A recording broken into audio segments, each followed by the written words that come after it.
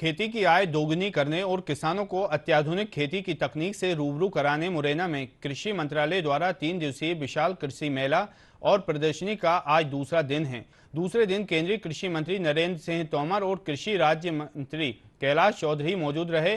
कार्यक्रम में नागरिक उड्डयन मंत्री ज्योतिरादित्य सिंधिया वर्चुअल माध्यम से जुड़े।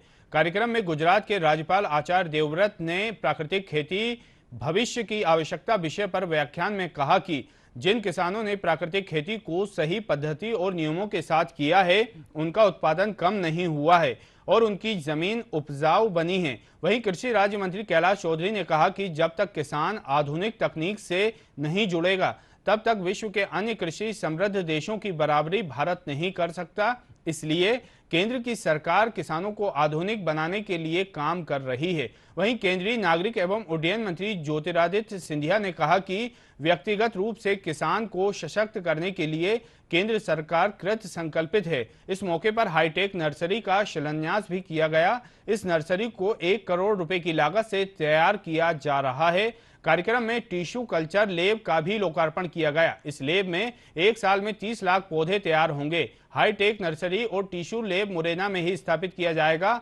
आदिवासी विकास परियोजना के तहत लाभार्थियों को टूल किट प्रदान की गई। मुरैना के पहाड़गंज बाड़ी परियोजना का शुभारंभ भी किया गया। बाड़ी परियोजना से 10 गांव के 500 आदिवासी परिवारों को जोड़ा गया है। ऑर्गेनिक कार्बन 2 से 2.5% था। 2 से 2.5% भारत की धरती का ऑर्गेनिक कार्बन था। जंगल जैसी उपजाऊ हमारी धरती थी और आज सारे भारत की धरती का ऑर्गेनिक कार्बन 0.3 से नीचे आ गया है। वैज्ञानिक भाषा में ये बंजर हो गई। कारण क्या हुआ? मैं सारी दुनिया के खेती करने वाले लोगों के सामने सवाल खड़ा करता हूं। कोई वैज्ञानिक ये सिद्ध कि यूरिया डीएपी नाशक डालने से धरती का ऑर्गेनिक कार्बन बढ़ता है, तो हम इन्हीं का प्रचार शुरू कर देंगे। ऑर्गेनिक कार्बन यूरिया डीएपी नाशक से घटता है और इसका प्रमाण मैंने आपको दिया।